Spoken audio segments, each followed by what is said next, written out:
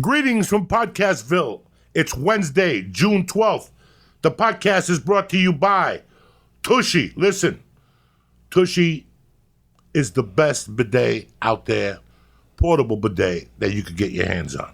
You're asking me, Joey, what the hell is a Tushy? Tushy sprays water directly into your asshole and removes the poop completely so you're not sitting on bacteria that leads to nasty things like hemorrhoids, yeast infections, UTI, itchy assholes, and skid marks. Bidets are common in the rest of the world. A bidet saves you money on toilet paper. Still, you use a little toilet paper to pat dry, but the amount is negligible. You understand me? Why would you want to fucking clog your toilets? Tushy sprays your ass with fresh water. And it's not toilet water either. It connects to a water supply behind your toilet to spray your dirty fucking parts clean with fresh water. It's the same water you brush your teeth. Now, for Father's Day, Tushy's running a little special. It's an upgrade. You're going to get a bidet, some bamboo bum towels, a travel case, and a t-shirt. But do me a favor. It all starts with you by going to HelloTushy.com. Right now, go to Hello Tushy. Look at all the bidets starting at $69. You get 10% off when you go to HelloTushy.com and you press in code CHURCH, CHURCH. That's 10% off your bidet for dad. You want dad's asshole to smell like a fucking bouquet of fucking roses? Start with HelloTushy.com right now. Press in church and get 10% off your order. The church is also brought to you by Onnit. When it comes to supplements, this is one of the only companies I trust. Why? Because they stand behind their products. Go to Onnit.com right now. Take a look at the great selection of supplements. From the protein powder to the Shroom Tech Moon to the Shroom Tech Sport. You make the judge. You read up on those quadricep mushrooms or whatever the fuck they are. But anyway, when you go to Onnit, you see something that you want, do yourself a favor. You're looking to start a new life. You're looking, I can't focus. Alpha Brain is the way to go. Go on Onnit.com right now. You see something you like on the checkout, press in. Church. And get 10% off your order. It's that quickly, and it gets delivered to your house. Who's better than us? Who's better than you? Nobody. Lee, kick this fucking mule. Oh, it's so that just weird. Brought me back, man. Oh, my God. That's when I had hair. I'm not even joking. You know what else I loved? What was the Never Gonna Get It? Oh, my God. En Vogue. En Vogue. Went to go see them at the Aladdin Theater. Did you really? Yep. I went and saw SWV, too. Where? I was living in Vegas at the time. So I was addicted to all of that. That whole New Jack Swing movement came out of New York. Virginia Beach, New York, Teddy Riley, when he collaborated with SWV. All those beats right there just fucking amazing. That era will never come back. No. I mean, they tried, like Bruno started coming out with this, with his 24 karat. That was a throwback to that movement, but that movement was so special because it was kind of like the separation from R&B of the 80s, the traditional, the new editions and all that, and it went to like this hip hop feel. It was just like that street vibe, you know what I mean? Mary J. Blige, SWV, Guy, Blackstreet, like it was just raw. You grew up on all that. Oh, I loved it, man. Jodeci, are you kidding me? Jodeci was tremendous, dude. One of my favorite. I'm sorry to keep talking, Joey, but when I met Al B. Sure at Jerry's Deli, I literally paid for his meal, and it was Al B. Sure and Heavy D, and I paid for the meal, and I literally walked up and I was just like, hey man, thank you for everything. Like you changed music, you guys changed music, and thank you for that. And that was on me. That was my way of saying thank you. They always say never meet your heroes, but I had to do that. Like. That music right there was everything to me. That's all I had, All I did was listen to music. No rock music? I mean, I did, but I'm more of the, if it's a hit, then I gravitate towards it. Like when AC/DC comes out with, Back in Black or, you know what I mean? Pearl Jam, you know what I mean? Any of that's, whenever it's like that, then I gravitate towards it. But I don't go deep into the B-sides of it. I'm a Beatles fan. I'm not rock. I'm more of that R&B soul. I'm just blown away that so many comedians come in here. You throw on music and they fucking spill their guts. Yeah. Why didn't you get into music? You are like sort of a DJ. I love it, man. I think also because my Filipino side, my mom's side, it's all about music. It's literally, my sister became a singer in Vegas. For 20 years, she was a lounge act. That was my first time actually tasting a Vegas stage was when my sister was in between a set, and she goes, "Hey, my brother does comedy," and I went up at the Stardust. You remember the Stardust before they tore that shit down? So I went up at the Stardust, and it was a bar. They were playing a bar. This is so Vegas right here. It was a bar, and behind the bar where they put the bottles was her band. Like they literally gave her this desk right here was their stage. They had a fucking drum, 2 guitars, and my sister singing lead with the guitar player, and they were doing it. They were doing 4 sets a night. You know what I mean? From 8 to 1 a.m. And she brought me up one night, and I remember I was being dirty. It was my first. You know how it is when you first start. It was just dirty, and then the pit boss came, and he was like, "Hey, get him off the stage. What the fuck? Can't be talking like that. We got people gambling." But that was my first taste of a Vegas stage, and that was it. I was addicted. Now you grew up in Syatt. I grew up in Tacoma, which is 45. Right. Tacoma, which is like 45 minutes from Seattle. Never did comedy up there? No, man. I told everyone I was going to be one, though. No shit. I used to sign the phone book. I was living with my roommate, William, and I used to sign the phone book. This is how old I am. Just for your listeners, I'm very fucking old. I'm 48. You're beautiful. Thanks, man. And I was signing the phone book. Just signing it, every page. Phone. And that's back then when people needed phone books. We didn't have our phones back then. You needed a fucking phone book. And I remember he was looking for like something in the phone book. He was like, "Yo, stop fucking signing the phone book. What are you gonna be famous?" He said that to me, and I was like, "Yeah, you'll see. Yeah, I'm practicing my signature now." I was joking, but actually underneath not it, really. no, man, I would really, and I was actually resented him for that. I remember I used to, we don't talk anymore, by the way, William and I. He was my best friend all the way through, but that's when you realize, when you get to that fork in the road, and you're just like, you're so fucking driven that shit isn't going to help me. You know what I mean? That kind of fucking, what are you going to be famous? That's not going to help me. That little, whatever you're saying right there does not help me. That brings me down. So I don't need that. Let me go. And that's what I did. I let him go. It was a sad day. My sister, still talks to him, but I don't want to go back to that. Like I'm so fucking focused, and I just want the right pieces around me. I don't have time for that bullshit. I'm sorry, I didn't mean to go that way. No, I want your soul. When you come on this podcast, I want your soul. I don't want you to tell me what they want you to hear. Yeah. I want you to tell me what's in your soul. It's weird that you were doing that subconsciously. Yeah. But 10% of you knew what you were doing. I didn't have the balls to do that, Joe. Yeah. Because I would have gotten too disappointed if I would have failed. Mm. The disappointment would have been too much. Yeah. So I went more a la, I'm not paying attention, so I don't know what the fuck I'm doing. But did you ever watch the 30 for 30 with Jim Valvano?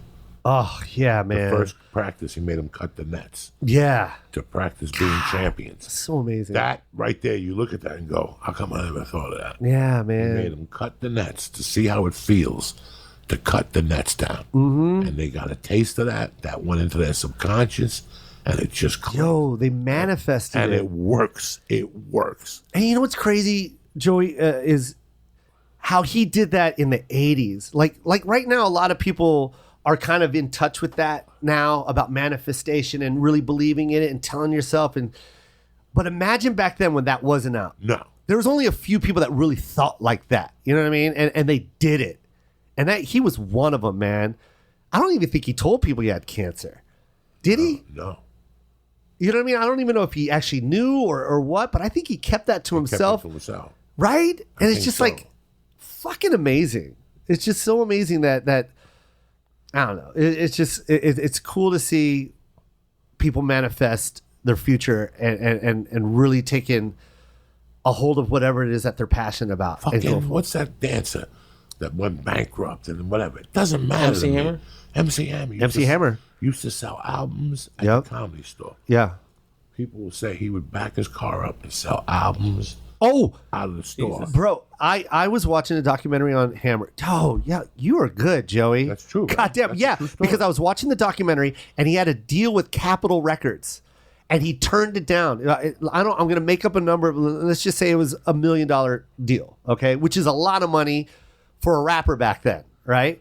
And he turned it down because he said, I can sell more of them out of the back of my trunk outside of a nightclub. He would literally take his single that he produced himself, go to a nightclub, beg the DJ to play it or tip him a little bit of money, make him play it in rotation. And once that song came on, he went to the floor and just started dancing because he knew everyone was going to watch him dance. And then literally he would just wait outside. And as the nightclub would close, he would just stand at the back of his car and people would walk up to him. Yo, you were the guy that was dancing. He was like, yo, that was my song. Boom. And he'd sell it out of the back of his car. That's the shit, man. You know, all that shit always affects me. It always touches me. Jamie Foxx called his name Jamie Foxx. It sounded like a girl, and he knew he would get stage time. What? It's genius. See, what kind of fucking thought process is that? That's amazing. When you hear that shit, you go, oh, that's how I got to run this game. Man. I got to be that slick to run this game. Yeah. He would go to the Comedy Store, and he knew if he put his real name down, he was a guy. Yeah. So if he put Jamie Foxx, they thought he was a girl. You got to be kidding me. That's genius. And his grandmother, you never saw that actor's studio? His grandmother used to make him play the piano every day. When he was a kid. And she'd tell him, someday you're going to need this fucking piano. And he ended up playing Ray Charles. Dude. That's the shit that you sit there and go, man. This is why you have to pay attention. This is why. Yeah, man. All that stuff. Even when you watch Rocky, he didn't manifest himself. He went back when fucked Rocky up. Because I was watching it the other night. It's such a good movie. Yeah. But think what changed him. The button that changed him is when he went to the arena and he told the guy that his shorts were colored. The color were wrong on the shorts. And the guy took a puff of a cigar and says, it doesn't really matter. I think you're going to give us a good fight. And he just looked at him like it just clicked. Yeah. In his head, oh shit. And he was half retarded, Rocky. But he let it affect him. He went back, woke up Adrian. Yeah. He woke Adrian up and he told him he was scared. And that was it. He went in there to fight for his debt. Yeah. He said, I'm fighting for my debt. All those type of stories are everyday stories that you have to pay attention to as a young man to see how to get across that peak. Yeah. These are the little things he had to do. Up to about 2 years ago, I thought Sylvester Stallone was just a lucky guy. And then I started watching the Rambos started coming on. Yeah. I started remembering the Rockies and then the Expendables and go, he's up to Rocky 8. Yeah. I just watched Creed 2. Yeah. On the plane. That's right. I didn't even think about that. Creed 2 is part of the Rocky franchise. 8 Rockies now. Holy shit. I think it's 8. Don't get mad at me. But think about what you have to do to create what he created. Yeah. They created years later. You know, you got the John Wick series. You got you got the other guy that's got a great series. But nobody's really done what Rocky's done. 4 or 5 Rambos. And he's doing Rocky 9. Yeah. He's 70. Ain't he 70? And the Expendables, you almost said it, yeah. Yeah, he's doing Holy shit, the Expendables are up to almost 4, I think. It was think. 3 or 4, yeah. Dude, that's amazing. You know, here's a guy that gave away his dog because he couldn't feed him. Here's a guy that took a script and said, no, you're not going to let Ryan O'Neal play Rocky. No. That's my fucking crazy. I didn't even know that. No, yeah, he fought him to the end for like $100,000. When they shot that scene with But he was the director of Rocky, right? No. Oh, this whole time I thought he directed Rocky. He wrote it, I think, right? He wrote it. See who directed Rocky. So then he directed Rocky 2 then, right? Fuck. This whole time I thought he was. I don't think he had juice to like 4 to start telling motherfuckers. Oh, really? He could direct. Oh man, I've been telling the I could wrong be wrong. story this whole time. It says John G. Avildsen. Oh, I've been telling the wrong story, man. I always thought like Stallone was one of those wrote it, directed. You know what I mean? I thought Rocky was his baby. Well, he's got a little bit of whatever in his past. People haven't raised their hand. I just heard a very interesting story. I heard a story that, and my buddy's going to kill me for saying it because he listens to the podcast, that Sylvester Stallone had a script. No. Sylvester Stallone went to Bayonne to train with Chuck Wepner. And Chuck Wepner had a notebook with all his notes in it. And when he went to train, Chuck Wepner's trainer told him no because he had done porn. So Sylvester Stallone took Chuck Wepner's notebook and he wrote Rocky. Really? Yeah. And then The Expendables was one of Eddie Bravo's students who wrote it. What? Called Sylvester Stallone, took him to a meeting, Sylvester said yes. He never heard from the guy again. And one day he's sitting in his living room and a commercial comes on showing the Expendables. So he sued him. And if you remember the Expendables, they said written by Sylvester Stallone, and they put that guy's name. And he went on to write Godzilla and some other stuff. But the original story is he got that presented to Sylvester Stallone. This is crazy. Sylvester Stallone said, yeah, because it really doesn't matter. At the end of the day, Didn't he have something like that with Rocky too? With Rocky? something. That's what I'm saying. That's the Chuck Wepner. Oh, thing. that's the Chuck. Oh, That's the Chuck Wepner no thing. shit. Chuck Wepner was like, listen, whatever happened, you didn't protect yourself. Go fuck yourself. Yeah. You should have known better when to win your lunch. You should have been prepared who you're dealing with in this city. But still, he kept it alive. You know, it's like when they always say, well, Led Zeppelin took a lot of music. Well, you know what, man? I know they didn't take, it's like when they got accused of taking Stairway to Heaven. They probably did. They probably did take that melody. But who's going to overturn that in today's world? When you hear the first three chords of Stairway to Heaven, Yeah. Everybody in high school lost a friend. They put that album on. Yep. You're going to reverse it now? And break Yeah. the- You know how many people got buried with Led Zeppelin fucking 4 or whatever song that album is Yeah. on, 4, I think.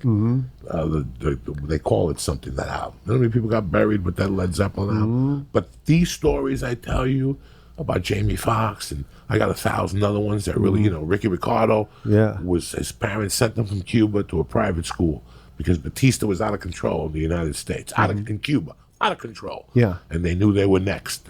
Either Batista was going to shoot him, so they wanted to protect Ricky Ricardo. So they sent Ricky Ricardo. What's his name in real life? Desi Arnaz. Desi Arnaz. Yeah. It was a private school in Miami. This is before he was Desi Arnaz? Before he was Desi Was he Arnaz. famous in Cuba? No. He was a kid that sang and played the guitar. And they got him out of there. Good looking. He got him out of there. But guess who his schoolmate was in Miami? Who? Capone's son. Get out. So Christmas time, everybody's going to their respective houses for Christmas, and there's this poor little Cuban kid going, I got nowhere to go. Capone's father said, your son said, you're coming with me. Took him to Chicago. It's 1940. They never saw what a fucking Cuban was before. And this guy Yeah. walks in with pointy shoes saying, hello. And Capone fell in love with him. And one day he called Capone and said, I want to play this club in New York. Capone made the call. And that's the story of Desi What? Arnaz. Are you fucking kidding me? That's a real story. That's a real story. So, and then somewhere he met Lucille Ball. yeah. Which is even more crazy. Crazy. The Crazy. opportunities never end. So Never ends. Now, all those type of stories. Now, before I went to prison, you guys are gonna laugh. Yeah. Before I got locked up, I probably went to 3 Anthony Robbins seminars. Before. Yeah, and they just put me in jail. That's it. They just made my fucking crime game stronger. Yeah. Anthony Robbins motivated me to steal more. I'm like, wait a second. Yeah. Yeah, like that. Oh, man, in those that's days, good. it was like your eyeball saw it, and then it registered in your mind and set off a certain trigger. I don't know what trigger he set off. I couldn't stop snorting coke. Anthony Robbins pushed me over the side. That's I walked funny. down one of those coals. I couldn't stop snorting coke. Yeah. What fuck? You motivated me to snort more coke. You motivated me to kidnap a motherfucker, cocksucker. 3 fucking things. I manifested it and I became a kidnapper. It's From Anthony hysterical. Robbins. So I don't talk with Anthony Robbins no more. He just talks my name. I wouldn't talk to him if you paid me to kiss Yeah, it. yeah. Fucking sexual accuser. I was gonna say he might be going to jail. Yeah, he's going to jail too. Is he? Something happened. He got like 4 or 5 people accusing him right now. Yeah. What the fuck? Yeah, dog. These guys are fucking disgusting. I was just watching this thing on Instagram. It's one of those late night wormholes that you get in where you just start going through the feed, and it was this guy that bought his private jet from the guy that has the studio. Fuck me, Harvey. The one that does all this is bad pod right now. The one that does what the fuck is his name? He does Matt, what is the name? The black actor. He does the gray wig and Medea. What's the name of that? Tyler Perry. Tyler Perry. Fuck He's me. in I'm trouble sorry. too? Can we cut all that, please? No, he's in trouble too. No, he's not. He just sold his plane. The thing is, he just sold his plane, but the guy that bought the plane is one of those evangelists. who asked for money. Yeah, that was creepy. Getting money from everybody. And this news reporter went up to him and was like, hey, we heard you bought Tyler Perry's private jet. How does that feed the poor? I mean, like, how does all your money that you said that you need to help feed the poor, how does that justify this private jet you just bought from Tyler Perry? And it's just like, these guys are just such fucking creeps. You know what I mean? It's like, when you hear stories like Anthony Robbins, like 4 or 5 planes, it's like that's creepy. Yeah, you hear some like, because you see Anthony Robbins and he's motivating people and blah blah blah, and then you hear this shit and you're just like, everything he talked about just went to shit. Yeah, and it's just like this evangelist. It's just like, here you are, you're manipulating people that are in need, and they're desperate and they're on their last whatever it is, and they give you their dollar or whatever it is that you asked for. Then you go buy a fucking jet from Tyler Perry. It's like, fuck you, man. Are you religious anymore? I mean, I am when the holiday comes. You know what I mean? Did you raise your son religious? My son, yeah, he goes to a Catholic school, but I think it's because my mom's Filipino and it was in me, and it's like that's right. And it's just, I mean, you don't. Listen, I'm a Catholic in my heart. But if you think I'm going to get up on a Sunday and go sit with those hypocrites, no, you're out of your fucking mind. No, I'm not going to go sit in the first 3 rows. All those guys are cheating on their wives. Yeah. Or they're fucking some little 12-year-old, or they're doing something that ain't fucking right. And, I feel like the people who sit closer to the priest, they're the biggest fucking scumbags. The closer you are. People who sit in the first 5 pews are fucking scumbags. They're the ones Isn't that crazy? Go through life and they wear the suit and they lie. When I go to church now, if I go to church... Joey, I'm sorry to interrupt you. That's fucking genius thought. You're so right. The closer... Fuck, man. I've been saying this forever, man. It's the people that put themselves closer to goodness are the ones that are hiding shit. I call those fuckers magicians. They're like modern day magicians. It's like, I'm so evil, but here's a smoke cloud. You know what I mean? And divert the attention to someone else that's doing some wrong shit. You know what I mean? Like, I'm not bad. Look, this guy's bad. There's those people that sit on the soapbox and preach about how bad people are. They're the fucking worst. They take money and they take the communion. Yeah, man. And they do the whole thing and they invite the father over for dinner. Yeah. And why I'm saying this is because in '87 I sold cars. And this guy came in once, an insurance guy, and we started talking. Now when he came in, he was 40. I was 25. He was with a chick that was my age. Mm. And they're looking at convertible Chryslers. Remember when the Chrysler convertible was big? Yeah. And then I became friends with the guy. I would call him up, and one day he goes, I know your father-in-law from Sacred Heart Church. And I went to church that Sunday, and who's in the first fucking pew? That one right there. Shaking everybody's hand next to his fat, overgrown fucking wife that's 400 pounds. And they're just shaking and hugging people. I'm like, this motherfucker is just being so phony.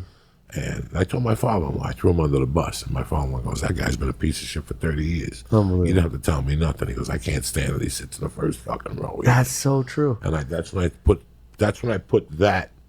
But Filipinos, Cubans, our country is a mixture of everybody. Yeah. Everybody has gotten laid in our country and left their seed. Yeah. Whether it's the Africans, the Chinese, that's the so fucking true. Irish.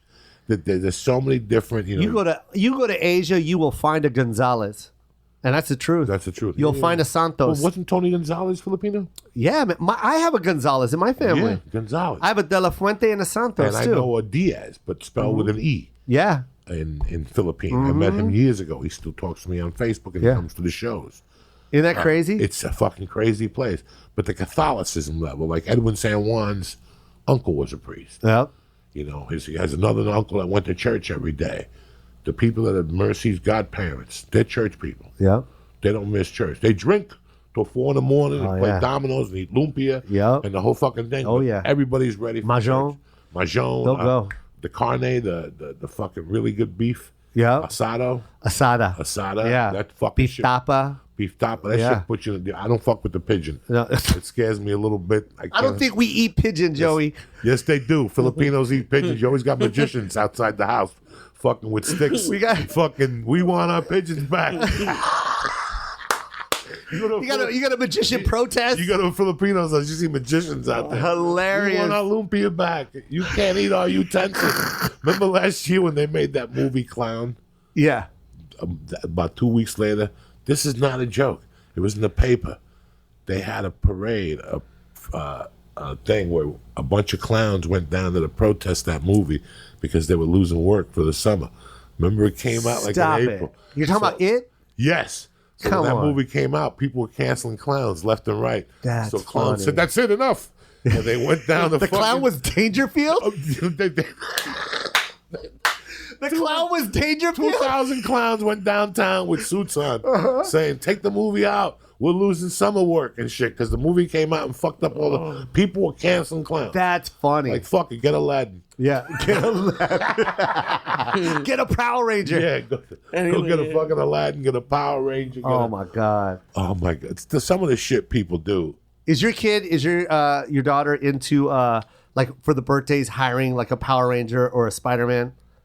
Because my son was never into that. No. Never. No, it embarrasses. It drives her. I went to a birthday party with my son and they had a Spider-Man with like regular Nikes on. and my son was that's when I knew my son was cool. He was like, "Does Spider-Man have Nikes on?" But all the other kids were just buying into it. "Oh, fucking Spider-Man." My son was like, "Does Spider-Man have Nikes on?" There's always one motherfucking kid that's like, I don't know about this Santa Claus. Yeah. My daughter's not big on Santa Claus. My son either. She's like, "Hi, how you doing? You want to sit on my lap?" Fuck you. No. Not really. I'm not in the fucking mood to sit on my lap. Santa, I saw you first row at the church the other day. I know what kind of Santa you are. That's right. It's crazy. I love that analogy that you said that because now that I think about broke it, my heart. No, I'm talking about the seating Broke my heart. in the church because literally I'm the one that sits in the back. I sit right in the back because I'm a sinner. Yeah, I'm a terms with sinner. it. It's never going to change. I sit in the last pew. When I go to church twice a year, I get up on Sunday early at 7:30 mass. I do a couple bong hits. Yep. And I go down and just sit in the back and look at the glass. I love the glass, the 12 steps. I love all that shit. I was raised on that shit. But all the politics of the church and talking and all that, I don't want to be involved. Yeah. I don't want to be fucking involved at all. And I still remember I made my confirmation when I was 30 years old. Oh. When I got divorced, I was like, I got the devil in me. So here I am sitting with 12-year-olds at a confirmation class every Thursday afternoons and shit. I'm 27 years old. Can you shoot all of your stories? High as a kite. Can you shoot your stories, High please? as a kite with 12-year-olds learning about fucking Jesus. This is fucking great. No, I believe in it 150%. I believe that there's a God. Yeah. I don't know if Jesus came down here and fought the Jews hand-to-hand combat. Yeah. I think it's a little stretched out. Yeah. But yeah. Is that what You know they what tell you? You know what I was always thinking, Joey, is before the internet and before all this shit, right? Like I feel like Jesus, this is me just tripping one day. I feel like Jesus was like, imagine if David Blaine was back then. Imagine David Blaine back then when Jesus was around. Maybe that's who that was. Because right now you see David Blaine, you're like, all right, cool. The internet, we know that that's tricks. We can go to like, howdidhedothat.com and it'll show us. But imagine back then when there was no internet. Whoa. Do they have a how they do that.com? No, I'm just saying, they got that one magic show where they were like giving off the right, how they fucked did the it. magicians. They were They were fucking them. Fox came out. Yeah, you remember years that? ago. Yeah. The unmasked magician. Right, He how was the giving fuck off all their secrets and shit. But like, imagine before all that when you were David Blaine and you were showing people all this trickery. Like, wouldn't you be like a prophet? You know what I mean? I mean, how old is magic? It's probably older than Earth. You know what I mean? Like if you really think about it, it's in the Bible, sorcery, wizards, and blah, blah, blah. Maybe that was what David Blaine was. Maybe he was just he was a good guy doing some Jesus Christ stuff. Do I sound stupid right now? No, you have to look at it from all different. You got to look at it that way because if you look at it like us today, and David Blaine would not be a prophet. But imagine him doing that shit back then. Minds would be fucking blown. You wouldn't even have to be that good. No. You know how they say walk on water? Have you seen David Blaine stand on a fucking telephone pole 300 feet for 4 days without sleep? Like, imagine doing that back then. Not knowing any, I don't know. I'm just tripping. No, it's the truth. I can't even, it's funny. I started doing comedy in Wyoming. I started in Denver. So wow, you were Eastern Washington. No, I started in Denver. So when you start, Denver. When I first got on stage was the Comedy Works. Wow. And then I started getting a few gigs like in 93. And I would go to like Wyoming, Nebraska. That was my turf. Yeah. No New Mexico, Arizona, but like one-nighters. But I remember being in some part of Wyoming. Yeah. And Tribble had a magician. And they were like they were tripping. Like they were tripping. Yeah. People were tripping. Like on the verge of worship. And the guy was creepy. You could see that he had kids in the trunk. Something wasn't right with this guy. He had to leave in a hurry. Yeah. And I'll never forget that. I'll never forget that night. I was like, man, those people in Wyoming, that night, they really couldn't handle a magician. Like, they were like, they didn't laugh, they didn't clap. They were like, it's like throwing a hypnotist in there. And then one night I'm at a comedy club, and you ever been in a comedy club, you're about to go up, yeah, and there's like 2 or 3 away from you, and you're just focusing on your jokes, but you're listening. Yeah. You could hear what the comic is saying. Jerry Rocha said a joke about being in Texas Arcana, and the magician went up, and some guy in the audience kept saying, take him off. It's voodoo. he ripped the paper in half. That's Satan's son. He goes, the people went, and I asked him after, I go, is that a true story? I was dying. Yeah. Because I've actually seen people react to that. Yeah. Like in small communities, like they didn't know what the fuck was going on. Yeah. And I asked him, he goes, Joey, you should have been there. The guy not only complained during the whole show, he called the cops. Really? Yeah, the guy in here is a Satan lover.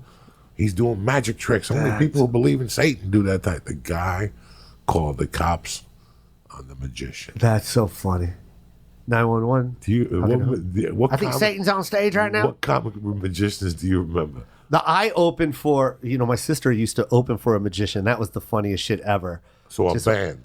She was a solo, and that he hired her just to like MC and introduce the next bit. So when he would go backstage and change into his next magic outfit, she would sing and then go, are you guys ready for more Amazing Danny or whatever the fuck his name was? It was the old Hooters. You know where Hooters is in Vegas now? Yes. That used to be called the San Remo Hotel, and they had just a cheesy magic show. I hope he's probably a fan of yours, so I'm pretty sure he's gonna hear this shit. But she opened for him. It was, man, we would go and laugh, man. My sister's like, please, you got to come watch this. People are fucking amazed by some of this shit. And it's fucking awful magic. And it was awful magic. There was one bit where she had to like shove a chow. Is it the chow that has the black tongue? It looks like a big lion, like a dog lion, right? He would make a chow appear. And she was the one that was shoving it through the curtain. And then the crowd would go, oh my God, that's fucking amazing. And I'm just sitting there watching this shit like, are you fucking kidding me right now? But that was literally a Vegas show. I think it was like an afternoon show, like 5 o'clock. She would do the show. People can't get tickets for Wayne Newton. No, they couldn't get Siegfried and Roy. Wayne Newton sold out. God damn it! I came home. I can't wait to see his rendition. I'll go watch. I did it my way. I love seeing people who don't like. I went to a Christmas party once, and Steve, Simone, and Joey were there, and they ran out of the room. I'm Catholic. I don't like magicians. You're done. No, I don't want to see magicians. They freak you out. They make me nervous. I'm a Catholic. He was doing card tricks, and they were like, don't nothing. make my Coke disappear. I don't want. You can't make my Coke disappear. Yeah. Don't do that. Don't do that. There's only one way to do that. There's only one way to do that. They fucking. I don't know. Something about magicians, clowns. They just. I don't know. Yeah. Ventriloquists get creepy sometimes. Oh yeah. Yeah, ventriloquists freak me out. They're great, but they get creepy sometimes. Yeah. I have a couple friends who became ventriloquists from comedy. Like they couldn't sell tickets to comics, so they became ventriloquists. They fucking sell shit out. Yeah. They sell shit out on a Saturday night in the fucking, in like off Route 52 in Boston. Oh yeah. What was the name of that town? Because that used to be a comedy club. But Saturday Night Late, he had that Santos guy, and that guy he was R-rated. He's a hypnotist, R-rated hypnotist. And he sells them out, Jack. Really? And he's a nice guy.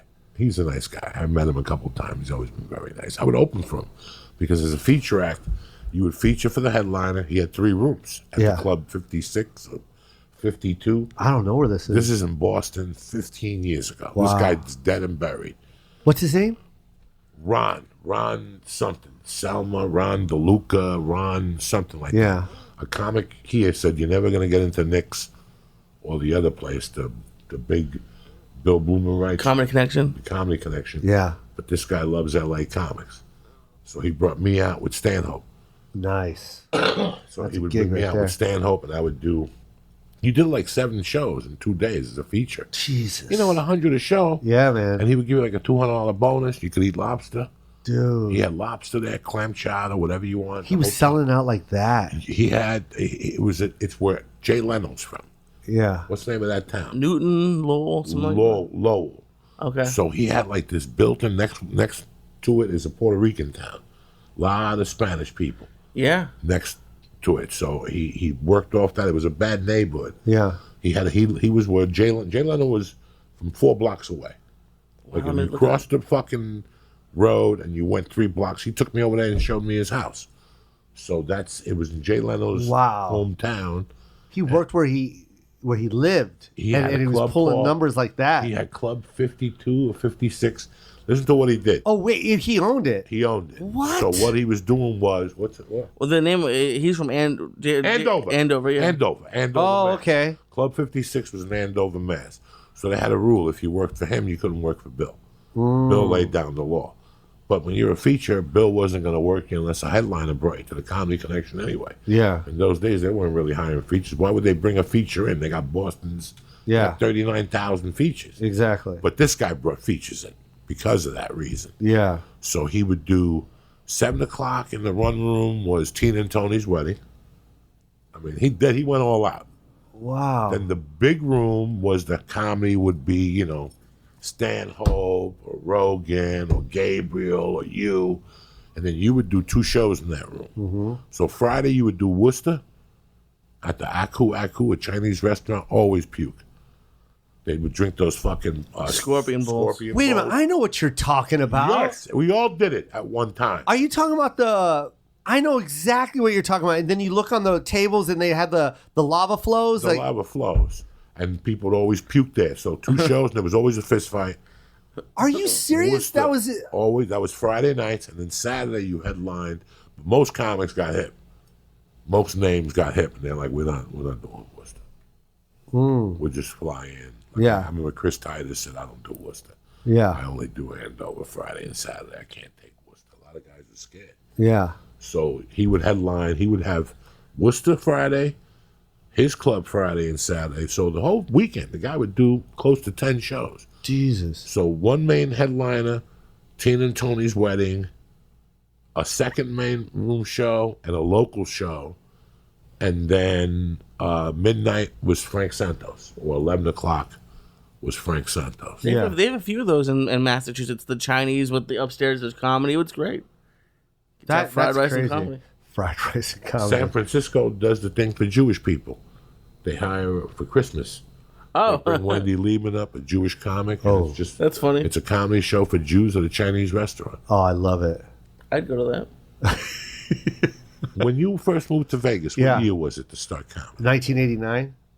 You know what's crazy? That it's so funny that I'm talking to you right now because Steve Sharippa used to book The Riv, bro, the comedy club, I think it was called, right? That was like Sammy Shore's room. Right. He would always go up there, and I would watch Schimmel, I would watch Slayton, I would watch everybody, and mind you, I just came from, I'm still like 18, you know what I mean? So I wanted to be a comic. So I kept calling. He was the only booker that would answer the phone. Like I would call every comedy club. There was a Catch Rising Star at the MGM, but I think it was it's Bally's now, but it used to be called the MGM. And then there was just other comedy clubs everywhere. Like Harrah's, I think, had the Improv. I can't remember, but I would call. I would just always call, and then, but he was the only one that would answer the phone, the Riviera Comedy Club. And literally like every other week, I would change my name and go, hey, I'm a local comic. I'd like to do warm up like 5 minutes. If I could like MC, I'd love to do it, blah, blah, blah. And he's like, we already got somebody, kid. All right, thank you. All right. And he'd hang up. Man, finally, after like maybe the 6th month after I've changed my name like 1,000 times, he was like, hey, look, kid. All right, you're not going to get in here calling me every week. You need to go to LA. You need to work on your craft. And then you're going to get an agent. And then they're going to book you here. All right? That's all I'm going to tell you. That's how you. He was really nice. I was like, all right, thank you. He was like, all right, I'll see you in the future. And he hung up. And that was the last time I talked to Steve Sharippa. But thank God he did that. Because I literally was going to keep calling him until he booked me. And then finally he was just like, that's not how you do it, kid. Who was in your circle in Vegas? Nobody there. Do you remember Sam Tripoli? Of course. No, Okay. But see, this is before that. Tripoli was like there was a coffee house called Buzzy's Cafe, and it was a coffee house right by UNLV, and it was like I can't remember all the guys. It was Rich, Sam, and a couple other people that were local comics that were that had the Stanhope scene was there. there for a while too. Stanhope was already like our god. You know what I mean? No shit. Well, yeah, he was kind of like he already had like he didn't have TV cred, but he was already kind of like doing his shit. He was already like a name. Like if Stanhope was gonna go up that night, we were all kind of like, "Yo, Stanhope's coming." You know what I mean? You know how it is. We're all starting, and but I didn't get to meet them until later on. I was kind of like doing like these. I did this thing called Starmania, which was a competition that my sister was in that she was singing, and so I started doing this. I did the stand up there, and it was where you would go to like these local bars and do these talent shows, and they had like a comedy night. You know, they had the comedy portion. And I did that. I did the Biggest Fool competition at the Tropicana. Do you remember the Tropicana had a comedy club there? It was I forget the name of it. It's gone now. It's the Laugh Factory now. The Desert Inn. I used to do spots. Oh my God, the Desert For Diane Inn, dude. Ford. Oh my God, are you kidding me? And I got booked one night to work with Attell. And somebody else. It was a great weekend. What year was that? 98. Yeah, it had to have I had to been. get a tuxedo. I had to go down to Santa Monica Boulevard. There's a new and used store, a secondhand store on, I think, Gardner. Yeah. On the corner. And I went in there and it was a perfect tuxedo. Yeah. And I fucking got in there and Attell and the other guy had canceled, Artie Lang. Artie Lang. And it was Tim Allen. Yeah. And Mike and Vinny Favorito. That's what I was working with now. That's crazy, the first man. time I ever met Tim Allen. He was fucking gracious. It was a great weekend. That's amazing. But I remember all those little going out there and nobody would hire me. I still remember doing an open mic at the Plaza. Yes, the Plaza, bro. And being scared.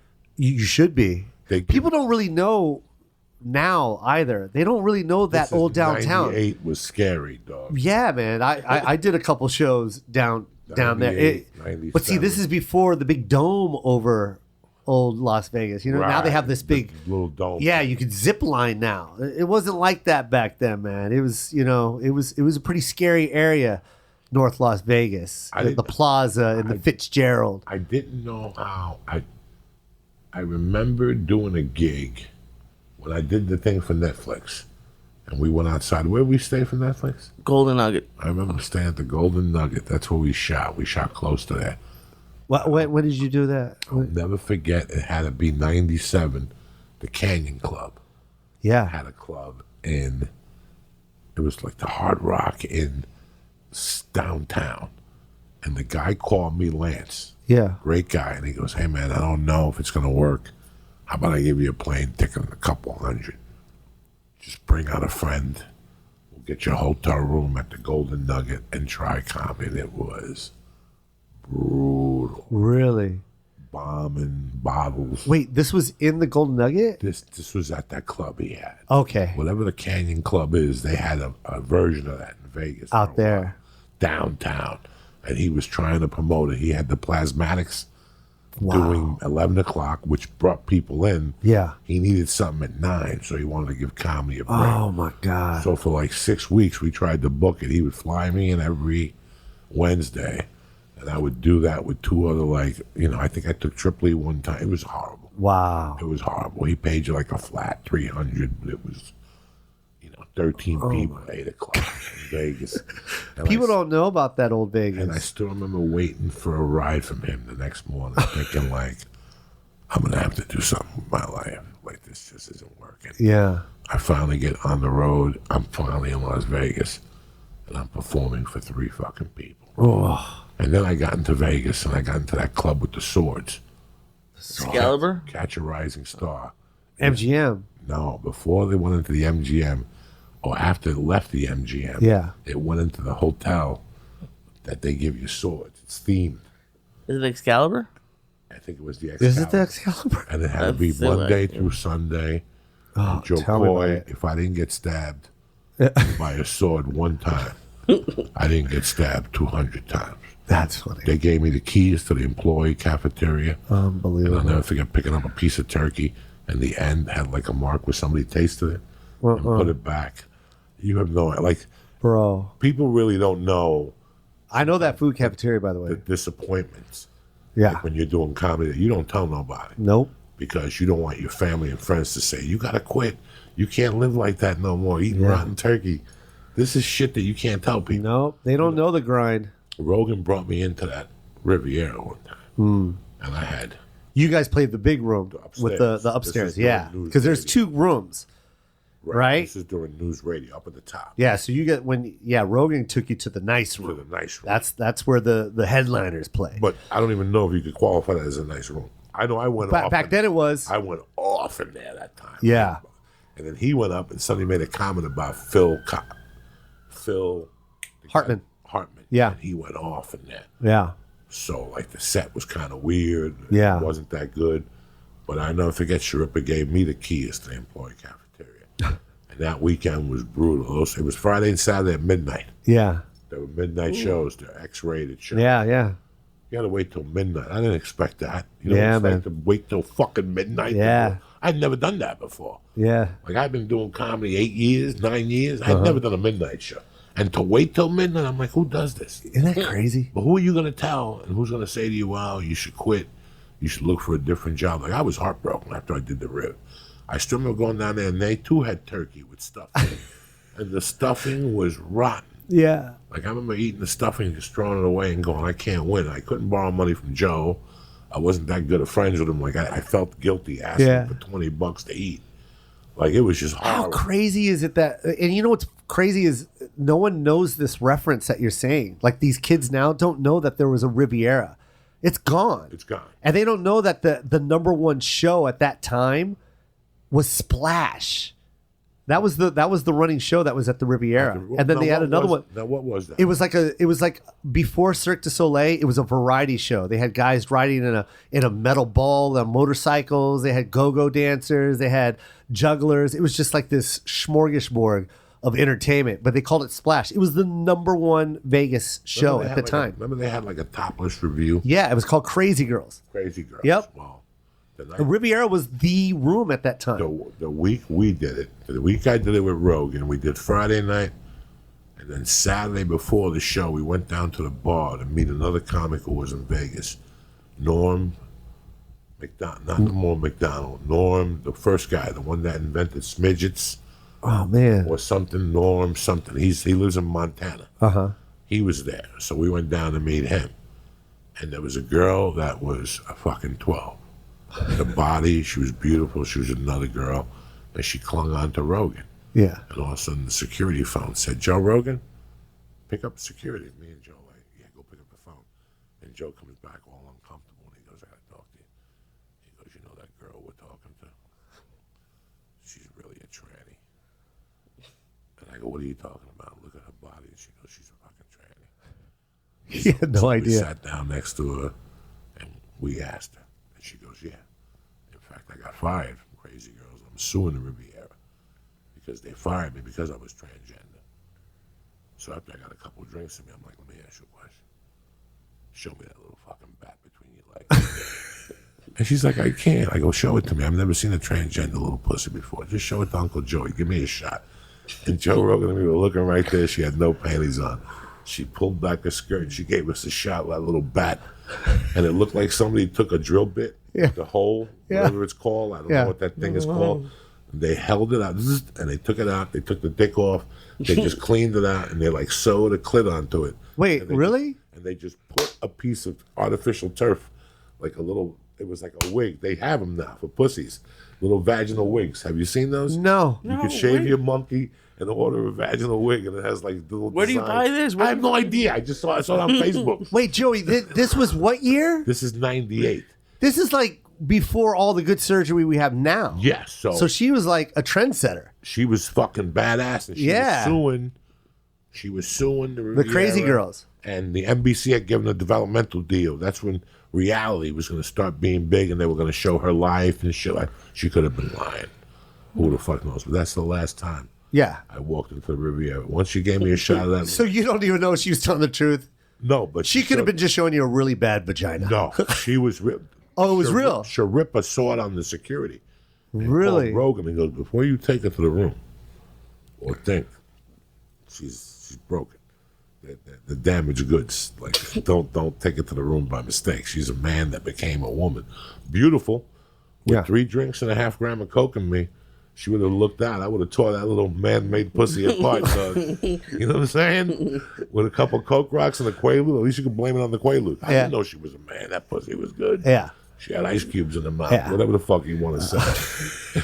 It was fucking crazy. And it looked like, somebody had opened their mouth and go, you know when in the commercials, in the cartoons, when somebody goes, and they see the bell? Yeah. And she had one of those bells hanging. Like, just like a little fucking bell that you went up to, like a gong. Gong. This is a true story. That was the last How long time. did you see for? Huh? How long did she keep her legs open for? For like a minute. Jesus. Just show me the bat. She's like, I can't. What kind of person would I be? You'd be fucking educational. Yeah. I've never seen one of those. Show it to Uncle Joey. And she just took a me and Rogan. Wow. And then I wrote a bit about it. Like, I was like, she showed me a little bat with wings. It was fucking disturbing. It was fucking disturbing, but hilarious. But enough with that shit. Today. That's a great story, man. You're bringing me back, too. Vegas was because Vegas was that's where it all started for me. And to hear, like, the Riviera and you and him shooting the shit at the bar like that, it's just like, that's old Vegas, When did old Vegas come? I think when did it change? It changed. It literally changed when I left. I felt like that was the tail end of it. Like, I left in, 2000. So, once Steve Wynn came in 1990, I think it was, 1990, he kind of turned Vegas into like a family town. And then they realized that, okay, this isn't making any money anymore. And then they went back to sex, drugs, and rock and roll Vegas. And I think that was right around 2000. So seeing all those monuments go, Steve had a lot to do with that. I mean, I love Steve Wynn. I'm saying his name like he's my friend, but I love what he did for Vegas because I lived there. And my mom and dad, lived a good life there because of that. But it sucked because those hotels are gone and that lifestyle is gone. That Vegas is gone. That style of Vegas is gone now. What did you do for a living while you were? I did everything, man. I worked at the malls that were there. The dolphin habitat at the Mirage. I was a tour guide. Oh my God, I did everything. I was at the Excalibur. That's why when you said you worked, when you went downstairs into that the break room, the cafeteria, I used to eat in that cafeteria. I know exactly what you're talking about. I worked at. Oh, it was awful, man. But I mean, I always knew that I was going to do stand up somehow in that city, and even if they weren't going to book me, that's why I started, renting out theaters and selling my own tickets and stuff like that. So I rented out a theater on Charleston and Maryland Parkway. It was called the Huntridge Theater. It was an old movie theater, and I would hire comics to come down and do a comedy night there. But I knew somehow I was going to do stand-up in that town. That's why when I finally got the Wynn Hotel that just passed like 2 weeks ago, I was kind of like, when I was on stage, I was like, you guys don't even understand where it all started for me. I was on Charleston and Maryland Parkway, and now here I am at the Wynn. So dreams come true. It just takes a little bit longer, You've been in LA since 2000. 2000. What made you finally come to LA? 2001. I just, I had a lot of comic friends, tell me, you got to get to LA. You can only do this for so long. You can only book these shows. That's little money is what you're doing. It's not going to enhance your career. You're just getting a little money here and there. But if you want your career to take off, you need to move to LA. Bobby was one of them. Bobby Lee was the first one to be like, get the fuck out of here, man. What are you doing? You need to come to LA. In fact, Bobby was living in San Diego at the time. He goes, I'm moving to LA. Wow. Yeah. That's right. Bobby was living he was like a house regular at the La Jolla Comedy Store. That's where I met Bobby. And then Bobby was like, I flew Bobby out to Vegas, and I did this show at the UNLV, the Student Union. I rented out this hall and had this comedy night. I was going to push this whole Asian theme night, you know what I mean? I had Bobby Lee and myself and another cat named Mark Fernandez. And Mark. Yeah, you remember Mark? From San Diego. Yeah, from San Diego. Sweetheart. The nicest guy. Sweetheart. Yeah, man. Where is he? I don't know. I need to get back in touch with him, man. Comedy because- store guy. Yep. Always really nice. Always Filipino. nice. Yep. Very sweetheart of a Yeah, kid. man. Oh my God. Nice haircut. Good looking. Yeah, good looking guy. Great guy. And then- Sweetheart of a fucking And then man. Bobby had the big afro at the time, Yes, and he he always wore did. the Hawaiian shirt. You know, this is before Mad TV, and I flew him out, and I remember at the end of that weekend, he looked at me. He was like, "You need to move to LA. He's like, you can't stay here. Like, this is not going to do anything for you, man. You're gonna." I swear to God, he says it to this day too. He goes, "You're gonna be shoveling tiger shit for the rest of your life." And Were you shoveling tiger shit for one? I think I was shoveling tiger shit at that time. And I was doing the tour guide. But I mean, basically the same thing. I'm working in some kind of animal habitat, you know? And he was right. So, yeah, thank God. Oh, no, this is before the tiger shit. I was doing something else at that time. And Bobby was just like, you got to do it. You know what's crazy is I was on Bobby's... Tiger belly. I was on Tiger Belly. I'm sorry I keep going all over the place, Great. Joey. I don't give a fuck. But you know, I told Bobby, I was like, yo, man, I don't know if you know this, but you have indirectly motivated me so many times, and I don't think you understand it, because you know Bobby doesn't take compliments ever. Right, he doesn't. He's the fucking worst. The guy, something's wrong with him mentally, and I go, you need to hear this, bro, because you do motivate people, and your words do, what you say really does affect people. And that I told him about that when you told me that I'll be shoveling tiger shit. Yeah, you were being funny, but you know, it hit my heart, you know, to see you get back on a plane and go to LA and chase your dreams. And here I am in Vegas just trying and be a comic. You know what I mean? That what you said to me really motivated me. And then there was this other time where we were pitching a show in LA, and we were sitting in the parking lot at, like, I think it was at MTV. You know, we were pitching a show to MTV, whatever it is. I don't know what the network was, but anyways, we were in the parking lot, and we're going over what we're gonna pitch back and forth, right? And then he said something to me, and I laughed, but I guess I wasn't really listening to what he was saying to me, and he got offended by that. You know what I mean? And then he goes, "You don't fucking get it." He goes, "You don't fucking get it, do you? Like, fucking wake up, man. Like, it's more than this, man. It's fucking more than this." And he got out of the car and he slammed the door. And I was like, wait a minute, I thought we were just joking for a second, but I didn't know what he was saying was really serious. And I remember that was the day I made this conscious decision to, like, it's not about, and basically what he was saying is, like, it's not about the road all the time and about the money. It's about fucking honing in on your craft and showing the people what you have. You know what I mean? I guess. Absolutely. And that's what he said to me in the car. He goes, it's not about that. It's not about the fucking road all the time and making your money. It's about honing in on this craft and letting people know that you have this gift and show people that. That's what this is all about. You know, the show that we were pitching. And he slammed the door on me and he walked off and he was really mad. And I think that was the day I woke up and I was just like, whoa, I get it now. And I literally did. That did wake me up. And it motivated me. And I changed my way of looking at the road and change my way at trying to put my mark in Hollywood. And you know what I mean? You're still a tremendous road warrior. Dude, I am, man. You love it. I am. You love it. I am. Week, every week? Every week, bro. I got to. And it's like I always challenge myself. It's like, okay, I'll ask the improv, how many did I do last week? 16. All right. How many did I do last year? 16. All right, well, I want to do 17 this year. And I'll do it. You know what I mean? Because it's like I'm always trying to up myself. And How many weeks do you average a year on the road? Oh, man. I mean, improvs alone, I'm doing 2 weeks back to back. I remember a couple of years ago, I went to Cobb's, and you had 2 weeks back to back. Yeah. I go, does he go home, or does he stay up here for 3 days? I go, he probably goes home and sees his kid. Yeah. I'll go home for like 3 days and then come back. Why were you doing that instead of doing the theater at the time? 2 Money. weeks in Cobb's. Money, man. The Cobb's would pay you more? Well, it pays more. It just does. It's not even Cobb's anymore. At that point, Right. it's me. I take over the room, and you just get more money that way. It's exhausting. You know what I mean? But that's also what I was getting at with Bobby. He's like, what are you doing? Like, you know what I mean? Like, take the theater gig and then concentrate on this. You know what I mean? Audition. You know, go, man. And that's why I was able to, like, this special, that my first special, the Live from Seattle with Netflix. I produced the whole thing, and it was because of Bobby yelling at me like that. You know what I mean? I'm not saying he's the one that told me to produce the Netflix special, but it was words like that was in the parking lot that I was like, yeah, he's fucking right, man. Like if it's not going to happen, then I got to make it happen. And that's what happened with that first special. Like they said no to me. Netflix said no to me, and I went and shot it myself and sold it to them. So, and I don't think it's a good special. The one from Seattle. Thank you, man. Made me laugh. They said no to me, Joey. They said no to me like 3 times.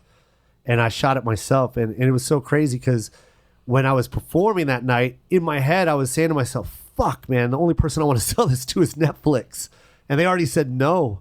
And I had so much money invested in that special. And it's just, my life was in that special, man. And I only wanted it on Netflix. I didn't want it anywhere else. So I got it. I was able to sell it. You know what I mean? So it was, I told Bobby that when I was on when I went on Tiger Belly, I was like, yo, dude, you're the reason why, man. I just want you to hear that. Like, your words cut deep, and it motivated me. Sometimes people got to hear that. You did 2 shows for Comedy Central. I did 2. I did Don't Make 'Em Angry, and I did Lights Out. And I still feel like Lights Out was like my best. Really? Okay. I fucking...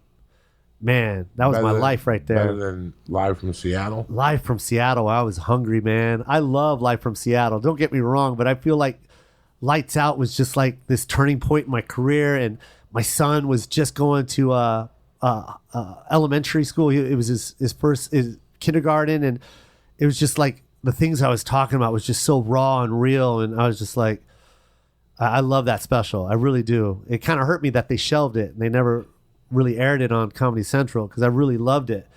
But Live from Seattle, like, man, yeah. I'm going to take you to prepare for Live for Seattle. It was so crazy because it was so crazy because I already had an hour ready after Lights Out, but they never came back with an offer, so I had to retire all that shit. You know what I mean? Because my son was too old by that time.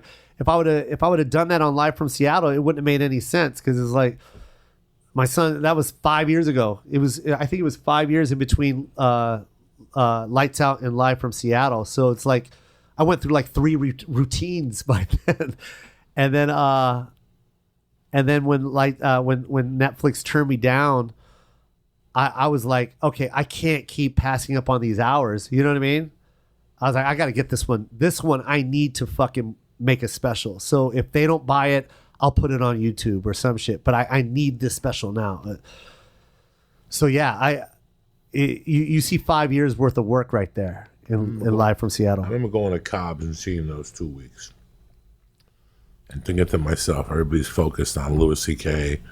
and Amy Schumer, and they've kept the eye off Joe Corey. And he is creeping while you're sleeping.